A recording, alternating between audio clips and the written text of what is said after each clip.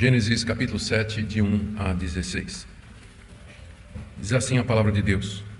O Senhor disse a Noé: entre na arca, você e toda a sua família, porque reconheço que você tem sido justo diante de mim no meio dessa geração. De todo animal puro, leve com você 7 pares, o macho e sua fêmea. Mas dos animais impuros, leve um par, o macho e sua fêmea. Também das aves dos céus, leve 7 pares, macho e fêmea, para se conservar a semente sobre a face da terra. Porque daqui a 7 dias farei chover sobre a terra durante 40 dias e 40 noites, e farei desaparecer da superfície da terra todos os seres que fiz. Noé fez tudo como o Senhor lhe havia ordenado. Noé tinha 600 anos de idade, quando as águas do dilúvio inundaram a terra. Por causa das águas do dilúvio, Noé entrou na arca, ele com seus filhos, a sua mulher e as mulheres dos seus filhos. Dos animais puros, dos animais impuros, das aves e de todo animal que rasteja sobre a terra, entraram para junto de Noé na arca, de 2 em 2, macho e fêmea, como Deus havia ordenado a Noé. E aconteceu que depois de 7 dias vieram sobre a terra as águas do dilúvio. No ano 600 da vida de Noé, aos 17 dias do 2º mês, nesse dia, romperam-se todas as fontes do grande abismo, e as comportas dos céus se abriram, e caiu chuva sobre a terra durante 40 dias e 40 noites. Nesse mesmo dia entraram na arca Noé, os seus filhos, Sem, Cã e Jafé, a mulher dele e as mulheres dos seus filhos. Entraram eles e todos os animais segundo as suas espécies, todo gado segundo as suas espécies, todos os animais que rastejam sobre a terra segundo as suas espécies, todas as aves segundo as suas espécies, todos os pássaros e tudo que tem asa. De todos os seres em que havia fôlego de vida, entraram na arca de 2 em 2 para junto de Noé. Eram macho e fêmea os que entraram de todos os seres vivos, como Deus havia ordenado a Noé. E o Senhor fechou a porta da arca. Até aqui a leitura da palavra de Deus, queridos. Vamos orar mais uma vez para que Ele nos ilumine na compreensão da passagem. Ó Deus, nós lemos essa passagem com temor e tremor no nosso coração, lembrando desse cataclisma que assolou o mundo antigo, como parte do Teu juízo sobre a humanidade que já havia se desviado de Ti. E nós sabemos que é um símbolo, uma figura do juízo vindouro, que virá ainda sobre nós, não um dilúvio de águas, mas um dilúvio de fogo. E nós pedimos misericórdia, misericórdia sobre o Teu povo, misericórdia sobre a nossa nação, misericórdia sobre os nossos filhos. Dá-nos a graça de sermos encontrados, de recebermos favor diante de Ti, como Noé recebeu. Nós pedimos que Teu Espírito Santo nos ilumine na exposição da Tua palavra, trazendo conforto, orientação e direção a todos que nos ouvem. Pedimos em nome de Jesus. Amém. Amém. Queridos, 10 gerações após a queda de Adão no jardim, e a humanidade havia corrompido completamente o seu caminho sobre a face da terra. A linhagem dos filhos de Deus, a linhagem santa, os descendentes de Sete, havia se misturado com a descendência de Caim, através do casamento. E o culto a Deus havia se corrompido, o casamento distorcido, a violência e a opressão estavam em todos os lugares. E as pessoas só pensavam em fazer o mal. Haviam se esquecido de Deus e da promessa de que Ele haveria de mandar alguém nascido da mulher, que haveria de triunfar sobre a serpente, vencer o mal. E parecia que a serpente havia triunfado. Ela havia vencido, porque o homem feito à imagem e semelhança de Deus havia corrompido os seus caminhos e se afastado do seu Criador. Deus chegou ao ponto de arrepender-se de ter feito o homem sobre a terra e decidiu exterminá-lo e com ele toda a sua criação. Mas havia uma esperança. Havia um único descendente de Sete que permanecia fiel a Deus, e o seu nome era Noé. Deus ordenou que ele construísse uma arca, uma barca de madeira impermeabilizada com betume, conforme nós vimos na mensagem anterior, porque ele haveria de destruir o mundo com um grande dilúvio de águas, e Noé e sua família deveriam se salvar através daquele barco. Noé obedeceu e fez exatamente como Deus havia dito. É interessante que a profissão dele era agricultor, mas ele teve que fazer o trabalho de carpinteiro, arquiteto, mestre de obras, batedor de prego, serrador de madeira, e em obediência a Deus ele faz aquilo que ele não sabia fazer, mas teve que aprender para fazer. Durante todo esse tempo em que ele obedeceu a Deus, preparando a arca, ele anunciava o juízo de Deus à sua geração. Ele falava do grande dilúvio que haveria de vir, falava do juízo de Deus sobre aquele povo. Nós vimos na última mensagem que Pedro nos diz na sua segunda carta que o próprio Cristo, pelo Espírito, na primeira carta, o próprio Cristo, pelo seu Espírito, falava àquela geração, aqueles espíritos aprisionados pelo pecado, através da pregação de Noé. Mas agora o tempo havia acabado, a hora do juízo tinha chegado. Na mensagem de hoje nós veremos a ordem que Deus deu para Noé para embarcar, ele, sua família e todas as espécies de animais e aves que havia naquela época. Vamos ver então, em primeiro lugar, a ordem que Deus dá a Noé, que está aí no verso 1.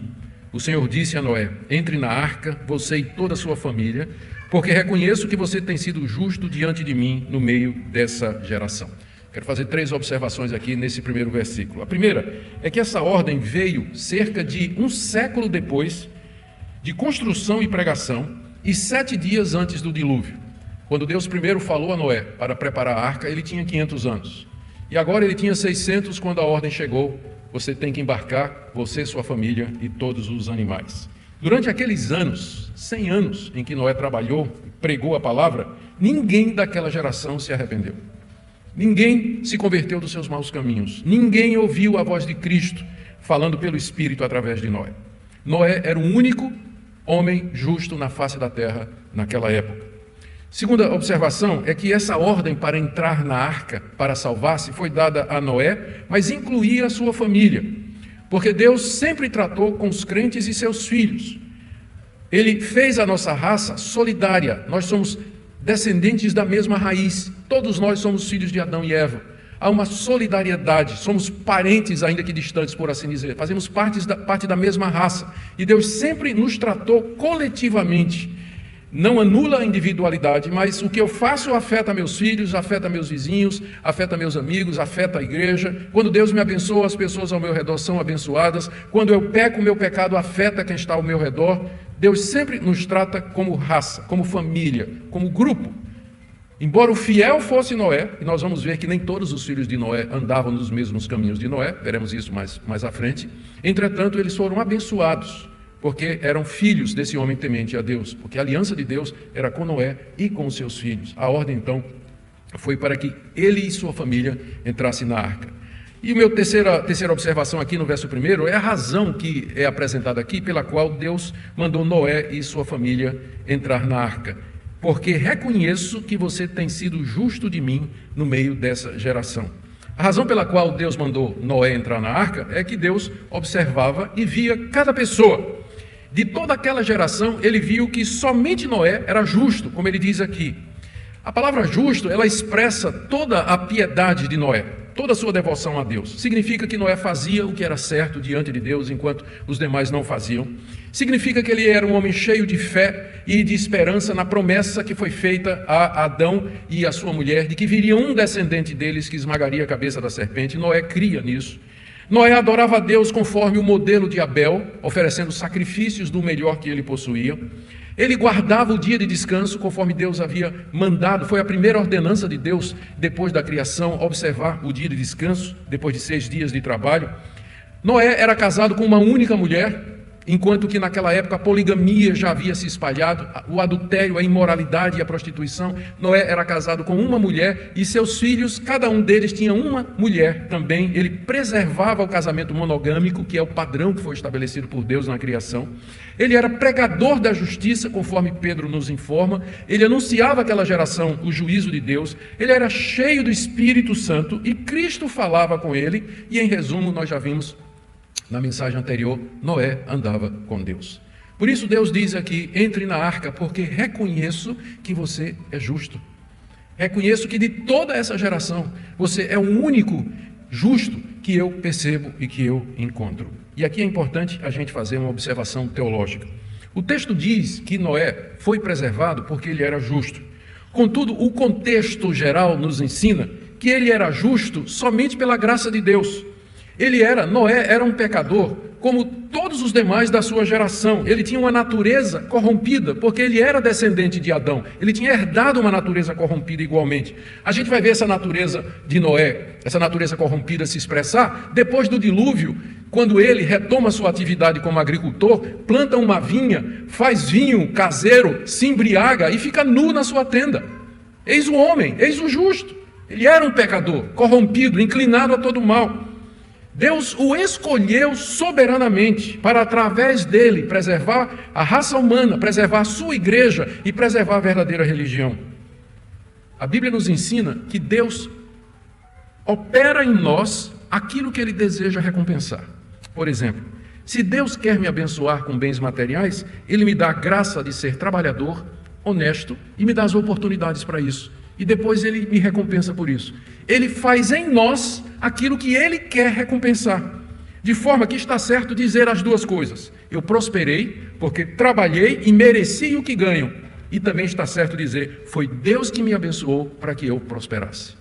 As duas coisas andam juntas. Noé era justo diante de Deus. Por isso Deus disse, você vai entrar na arca. Mas ele era justo porque antes disso a graça de Deus já havia operado em seu coração e distinguido Noé de toda aquela geração corrupta. Senão ele estaria no caminho dos cainitas, como todos os outros.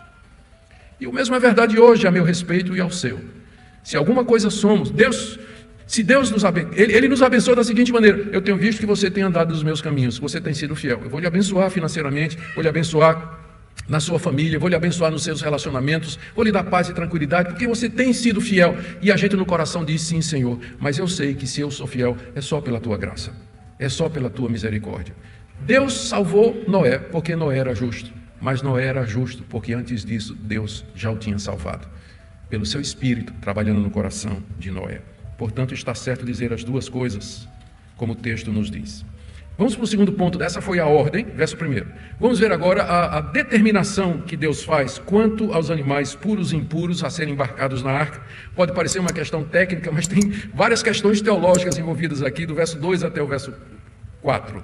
Deixe-me fazer algumas observações. A primeira delas é que quando Deus diz a Noé que ele deveria encaminhar para a arca animais e aves de 2 em 2, com exceção de animais puros e aves puras, que iriam de 7 pares, ele diz que o alvo era, veja aí o verso 3, para se conservar a semente sobre a face da terra. Para se conservar a semente sobre a face da terra. Essa expressão, para se conservar a semente da terra, ela é ampla o suficiente para incluir 3 coisas. Primeiro, que Deus quer dar continuidade aos seres vivos que ele tinha feito, para se preservar a semente sobre a terra. Então, vamos levar os espécimes para dentro da arca. A prova disso é que mais adiante, nós vamos chegar lá, no capítulo 8, quando termina o dilúvio, que sai todo mundo da arca, olha o que Deus diz no verso 17, Noé, faça sair os animais que estão com você, tanto aves como gado, todo animal que rasteja sobre a terra, para que povoem a terra, sejam fecundos e nela se multipliquem. O que é que você lembra quando lê essa passagem? Lá de Gênesis 1, quando Deus criou os seres vivos e disse, se povoem, multipliquem e enchem a terra. Agora ele repete o mandamento para Noé, dizendo, solta essa bicharada toda aí no meio do mato, deixa eles crescerem e se multiplicar, para que a terra seja povoada outra vez. Então quando ele diz, Noé, deixa esses bichos entrar na arca, é porque ele quer recomeçar a sua criação. Na verdade, ele quer dar continuidade à criação que ele havia feito. A expressão também, preservar, se conservar a semente sobre a face da terra, significa que Deus desejava ter animais para sacrifício nos cultos ao seu louvor. Noé adorava a Deus oferecendo animais em sacrifício, que era o que a linhagem dos setitas fazia, que vem desde Abel, contraste o culto de Abel com o culto de Caim, e que Deus tinha ensinado a Adão quando cobriu Adão com uma vestimenta de couro, de pele, certamente de um animal que o próprio Deus havia sacrificado. Então, desde Adão, estava certo que o culto verdadeiro a Deus era através do sacrifício de animais, mas não de todo tipo de animal. De qualquer forma, Deus queria preservar o culto a ele depois do dilúvio. O dilúvio não terminaria a verdadeira religião, ou nem daria início a uma nova, mas representaria a continuidade daquilo que Deus revelou desde o início. A gente vê isso aqui, se você quiser abrir comigo, no capítulo 9, verso 3, a gente vai chegar lá, quando Deus diz a Noé, tudo que se move e vive servirá de alimento para vocês. Assim como lhes dei a erva verde, agora lhes dou todas as coisas.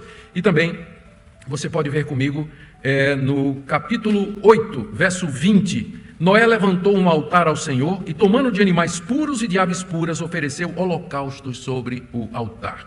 Então, se você seguir o meu raciocínio, você percebe que Deus tinha 3 objetivos em preservar os animais. Primeiro, preservar a criação, tanto é que na saída da arca ele diz, vocês agora, ele repete a ordem que ele deu na criação. Segundo, ter animais para o seu sacrifício, que foi exatamente o que Noé fez quando saiu da arca, sacrificou a Deus esses animais. E terceiro, para que Noé e sua família tivessem o que comer quando o dilúvio acabasse. Noé era agricultor. Daqui que o dilúvio passasse, a terra secasse, ele lançasse a semente à terra e esperasse o trigo brotar, ia tudo morrer de fome. Então ele levou os animais que entraram na arca, não todos, a gente vai ver, eles serviriam de comida para o homem. Alguém então deduz que antes do dilúvio não se comia carne. A gente não tem como dizer. O que a gente pode dizer é que oficialmente, a partir do dilúvio, é que Deus entregou ao homem os animais para serem devorados. Se eles comiam antes carne de animal por permissão ou qualquer outro motivo, a gente não sabe. Mas o que a gente sabe com certeza é que isso foi autorizado a partir do dilúvio, quando então o homem pode começar a comer os animais. Antes disso, eles eram usados para sacrifícios a Deus. Então essas são as três razões que estão implícitas aqui na ordem, no que Deus diz, para se conservar a semente sobre a face da terra.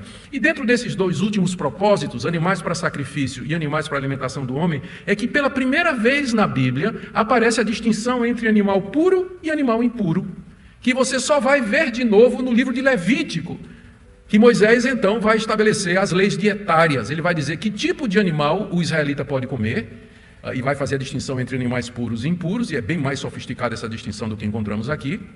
E ele vai dizer que tipo de animais podem ser oferecidos a Deus. Mas pelo texto está evidente de que já havia essa consciência, essa categorização entre os animais.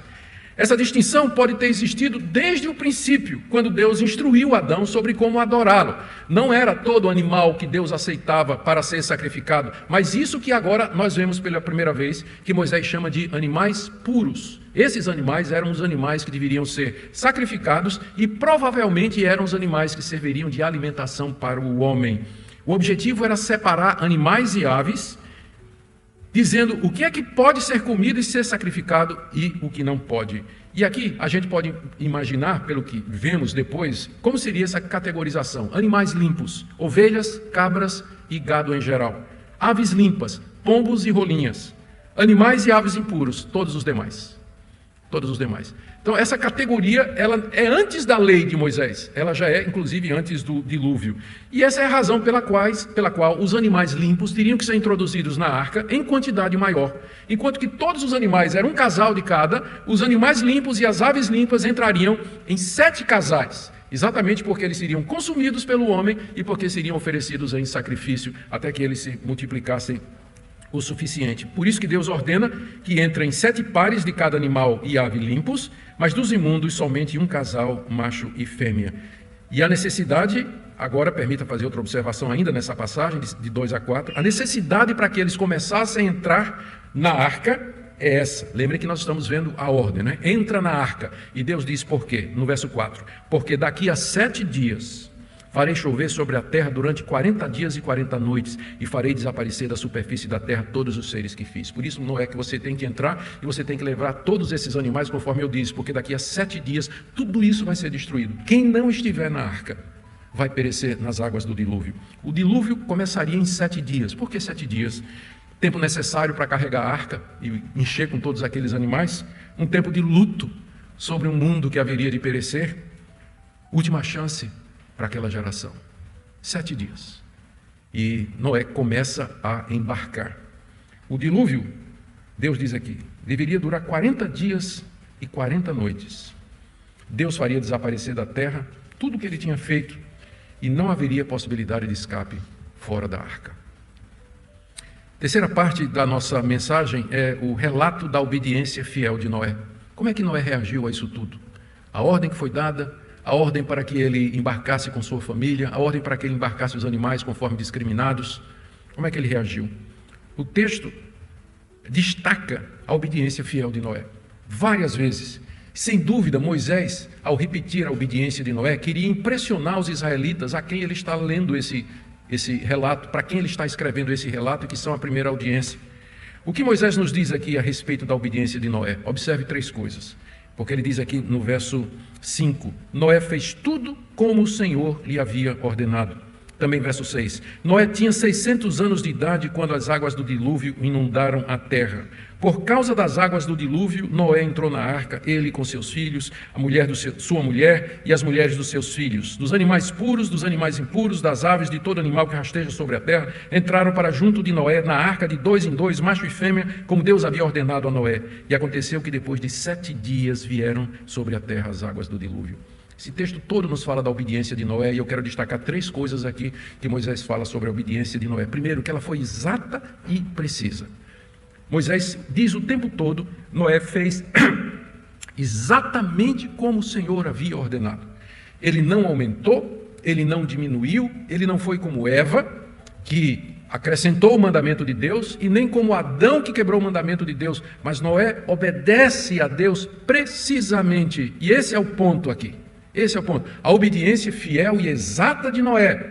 Lembre que Moisés está falando essas coisas para os israelitas, que receberam a lei de Deus e que iam entrar na terra, e que a condição para eles permanecerem na terra é que eles obedecessem a palavra de Deus. E Noé é colocado aqui como exemplo de obediência da aliança e do pacto. Ele fez tudo como Deus mandou, inclusive levando os animais, como diz aí os versos 8 e 9. Segundo, que a obediência de Noé não esmoreceu com os anos. Não é sem razão que aqui está dizendo, Noé tinha 600 anos de idade quando as águas do dilúvio inundaram. Ele, quando recebeu a ordem, tinha 500. Você já pensou? 600 anos, fazia 100 anos que ele tinha recebido aquela ordem. E durante esse tempo, a velhice não enfraqueceu o seu propósito. A idade avançada não trouxe desânimo nem fraqueza, mas ele perseverou 100 anos em obedecer a Deus. E nós não conseguimos perseverar um dia nos nossos propósitos, no desejo de servir a Deus, em fazer aquilo que a gente sabe que é certo. A gente estabelece propósitos, geralmente isso no início do ano, né? Quando chega no último culto do ano, culto de ano novo, a gente faz propósitos, faz regras, faz objetivos, estabelece meta, só para quebrar tudo em fevereiro. Tinha 600 anos de idade quando as águas do dilúvio veio, e ele tinha 500 quando pela primeira vez Deus lhe anunciou. Não é sem razão que está dito aqui.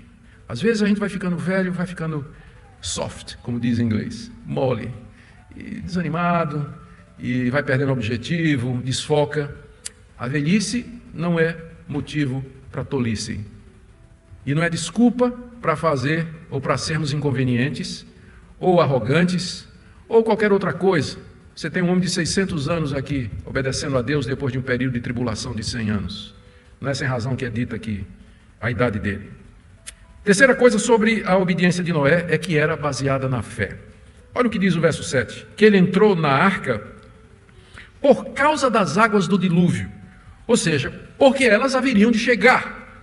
Mas elas não tinham chegado ainda, e era algo sem precedentes, nunca tinha acontecido isso antes. O tempo todo Noé estava obedecendo pela fé. Ele, quando entra na arca com sua família, isso é um ato de fé pelo qual ele condena todo mundo. Ele está entrando num barco de madeira, feito no deserto, depois de 100 anos de construção, quando não tinha uma nuvem no céu, por assim dizer. E ele entra no barco juntamente com sua família, ou seja, a sua fé era baseada na obediência. E a fé de Noé se mostrou segura e verdadeira.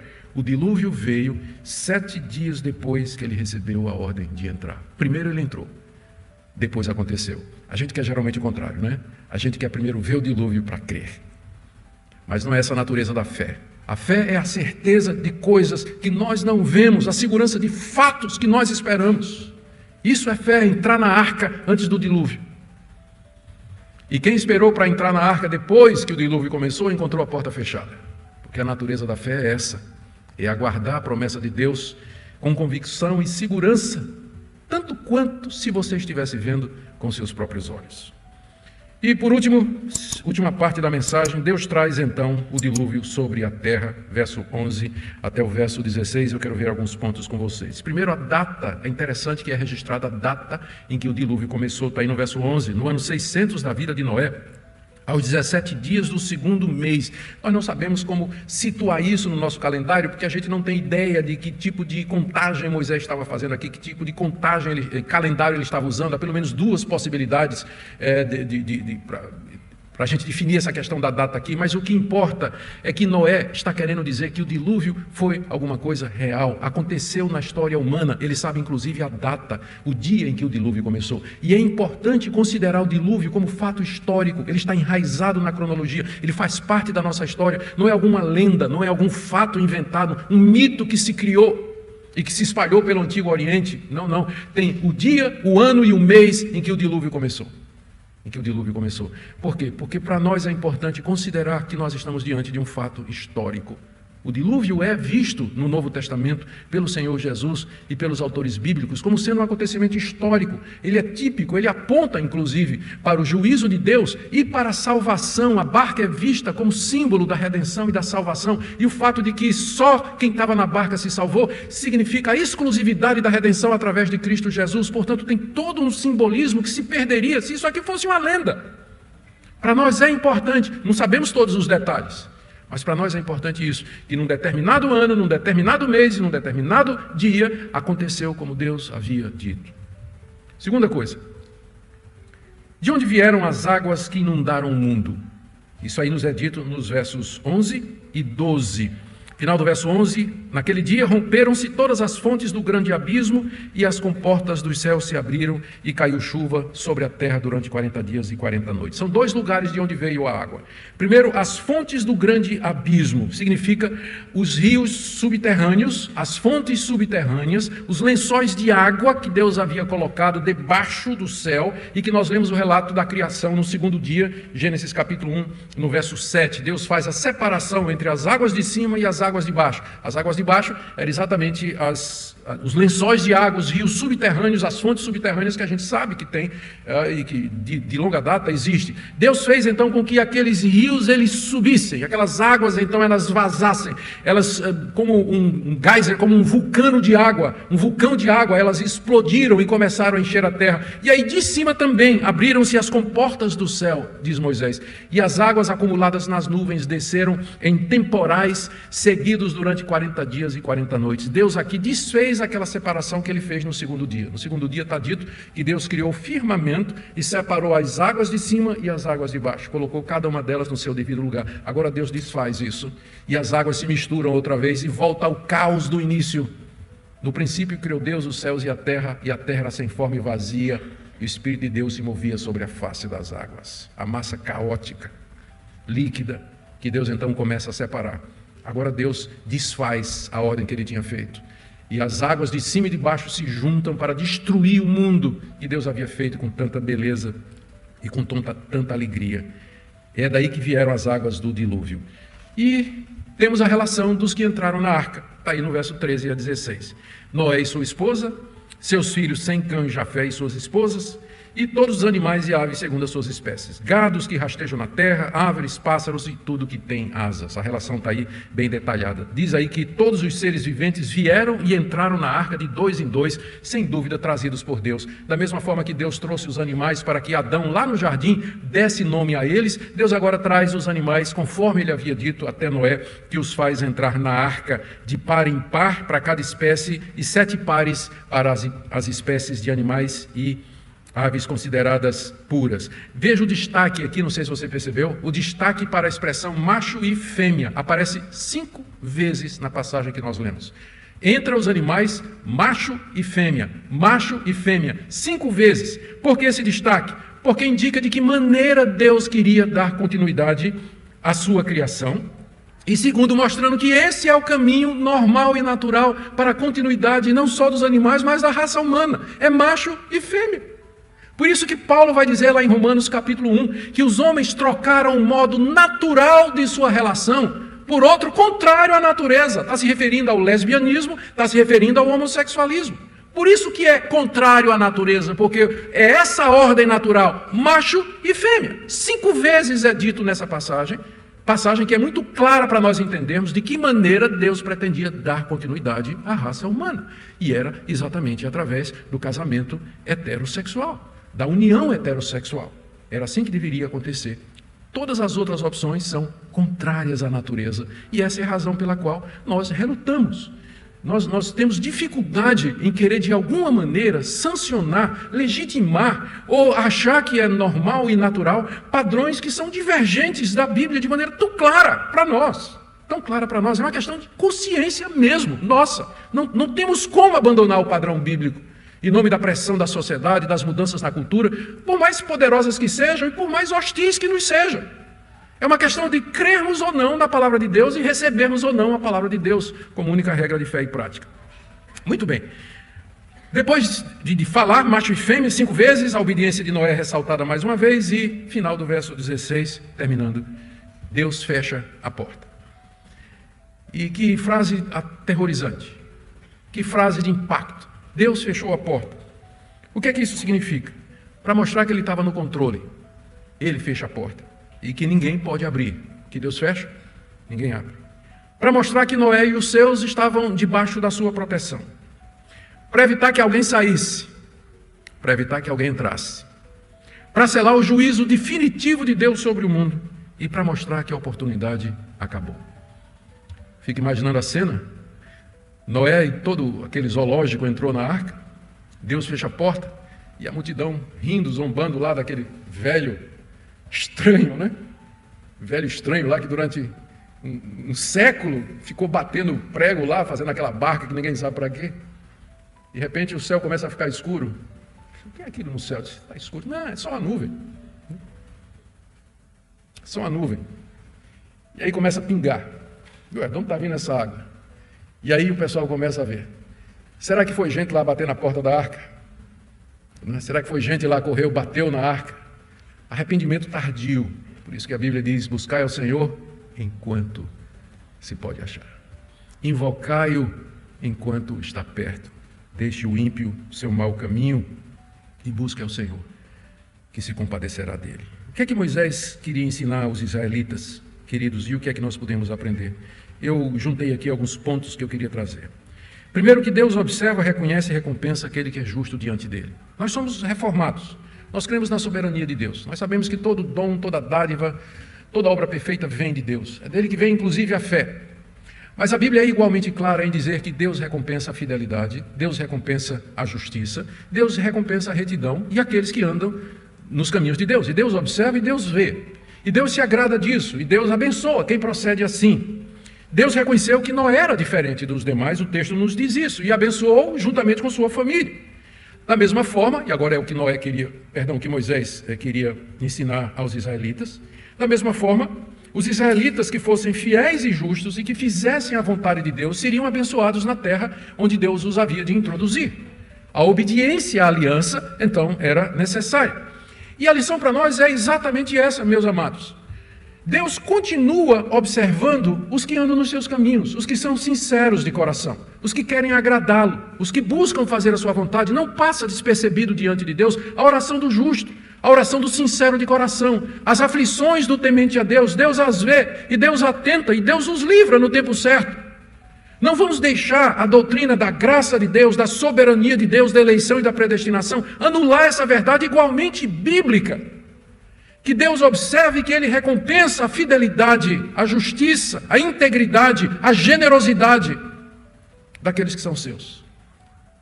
Também uma segunda coisa que entendo que Moisés aqui queria mostrar aos israelitas, lembrando sempre do cenário, não é? Moisés está ensinando sobre Deus ali nas planícies de Moabe, em frente de Jericó, do outro lado do Rio Jordão. Ele quer mostrar que aquela distinção entre animais e aves, puros e impuros, não é alguma coisa que Moisés inventou, mas é alguma coisa que já vem desde o início. Quando Moisés conta esse relato do dilúvio, Deus já tinha dado leis dietárias e referentes a animais puros e impuros para a nação de Israel. Mas a origem dessa distinção é o próprio Deus. E aqui vocês estão lembrados de alguma coisa que nós enfatizamos bastante no relato da criação. Deus é um Deus de distinções. Ele é um Deus que faz distinções. Ele separou as águas de cima das águas de baixo, Ele separou a luz das trevas, Ele separou o homem do restante da sua criação, Ele é distinto da sua criação, Ele faz distinção entre o certo e o errado, e agora Ele faz separação entre animais puros e animais impuros. Por quê? Porque Deus queria inculcar na mente dos israelitas que existem distinções na criação, no mundo, que existe o certo e o errado. E você pode pensar, mas por que isso é importante? Porque o mundo em que eles viviam era um mundo relativista. A gente chama de monismo a visão, a cosmovisão dos antigos povos orientais. O monismo é a ideia de que toda a realidade está contida no mesmo círculo, que tudo é igual. Deus é igual ao homem e o homem é Deus. Deus é o mundo e o mundo é Deus. Eu sou um com os animais e os animais são um comigo. O certo e o errado são apenas dois lados da mesma moeda. Vocês todos estão familiarizados com aquela logomarca do monismo, que é um círculo onde tem duas amebas, né? Uma preta e uma branca, ao contrário, mas juntas no mesmo círculo. Quer dizer o seguinte, o bem e o mal coexistem, são dois lados da mesma moeda, estão no mesmo círculo. E a visão cristã é oposta a isso. Para nós existe diferença entre o bem e o mal, entre o certo e o errado, entre homem e mulher, entre o homem e a criação e entre Deus e o mundo. Na verdade, o mundo funciona com base em distinções.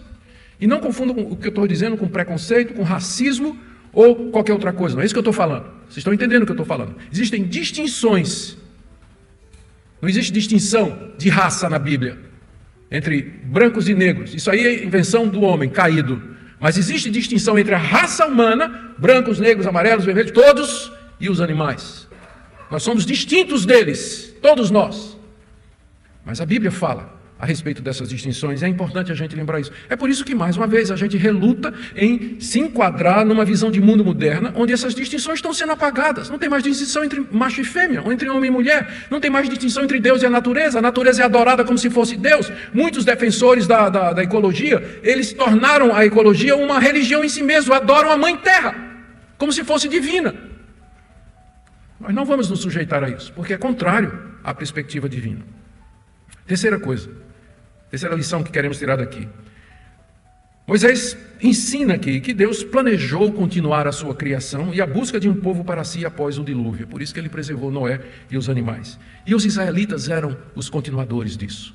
Eles eram os portadores das promessas, eram portadores da aliança. Deus haveria de dar aquela terra diante da qual eles estavam, para que ali eles preservassem o culto a Deus, conservassem a esperança até a chegada do descendente da mulher. E hoje nós vivemos 3.600 anos, 4.000 anos depois que esse relato de Moisés foi feito. E nós olhamos para trás e vemos como Deus cumpriu fielmente tudo isso. E nós sabemos que a semente da mulher já veio. Na plenitude dos tempos, Jesus, o Filho de Deus, se tornou um entre nós. E ele esmagou a cabeça da serpente na sua morte na cruz e na sua ressurreição. E ele gera um povo antigo, que vem desde Adão, que é a sua igreja, que é você e que sou eu. Fazemos parte desse povo antigo. É o povo mais antigo da terra. Esse povo espiritual, que anda nas pisadas da fé de Noé, que confia em Deus como Noé confiou. Por último, eu quero falar sobre a natureza da fé e o que significa crer em Deus e fazer uma aplicação. Noé começou a construir a arca, se preparando para um evento que nunca tinha acontecido antes. Ele entrou na arca com os seus, antes do dilúvio começar. O mundo da época, imagina, isso aqui é só minha imaginação. O mundo da época deve ter se reunido ao redor da arca para debochar, zombar, escarnecer, ridicularizar aquele pregador incômodo, entrando com um zoológico inteiro no enorme barco de madeira. Pode imaginar o ridículo da visão e o deboche da multidão? Noé, entretanto, ficou firme como que vendo o invisível. Ele ficou firme, ele não se abalou. E era isso que Moisés queria ensinar aos israelitas. Que o nosso relacionamento com Deus sempre será pela fé. Sempre será pela fé. Deus quer que você creia primeiro. Se você espera ser como Tomé, eu quero ver para poder crer. Aquela exceção que foi feita por Jesus não é regra geral, porque ele apareceu para o Tomé e disse, tá bem, Tomé, toca aqui nas minhas mãos e toca no meu lado, vê a marca dos cravos e veja que sou eu mesmo. Essa exceção feita a Tomé não é feita a nós. Deus quer que nós creiamos sem ter visto, que nós aguardemos sem que tenha chegado. E era assim que os israelitas tinham que esperar a chegada da semente da mulher. E é assim que nós vivemos hoje, aguardando o retorno do nosso Senhor Jesus Cristo. Eu não vejo o Cristo exaltado à direita de Deus. Eu não vejo o novo céu e a nova terra. Eu não vejo a vida eterna. Eu não vejo Deus. Eu não vejo os anjos. Eu não vejo a igreja triunfante, glorificada no céu. Eu não vejo nada disso. Mas eu espero pela fé. Eu aguardo em plena confiança, porque essa é a natureza da fé salvadora, exemplificada em Noé. E minha pergunta para você nessa manhã é exatamente essa. É assim que você crê, é assim que você se relaciona com Deus, é assim que você espera nele, aguardando, firmado nas suas promessas, o novo mundo que haverá de vir, onde habita a justiça. Que Deus renove a fé dessa igreja, que seja uma igreja firmada na palavra de Deus, segura nas suas promessas, que viva na expectativa da chegada final e definitiva do Filho da mulher, da semente que já esmagou a cabeça da serpente e que vive e reina para todo sempre. Amém. Fiquemos em pé, queridos, e vamos orar, encerrando essa mensagem.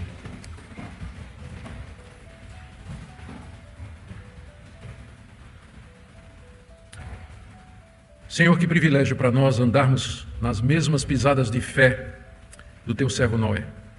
Te damos graças pela preservação do remanescente através dos séculos, dos teus eleitos, a igreja que o Senhor amou e escolheu para si antes de fundar o mundo. Te damos graças pela história da redenção. Damos graças pela tua palavra. Eu quero orar agora pelos nossos filhos, pelas crianças, adolescentes, jovens que aqui estão e que me ouvem, e que, como a família de Noé, estão entrando na barca por causa da fé dos seus pais. Mas nós oramos que um dia eles mesmos possam professar essa fé. Eles possam declarar de todo o coração: sim, eu creio no Deus de Noé, creio no Deus de Abraão, Isaque e Jacó, creio no Deus Pai do meu Senhor Jesus Cristo. Ó Deus, dê que os nossos filhos permaneçam firmes na tua palavra. Obrigado por esse tempo juntos, em nome do Senhor Jesus.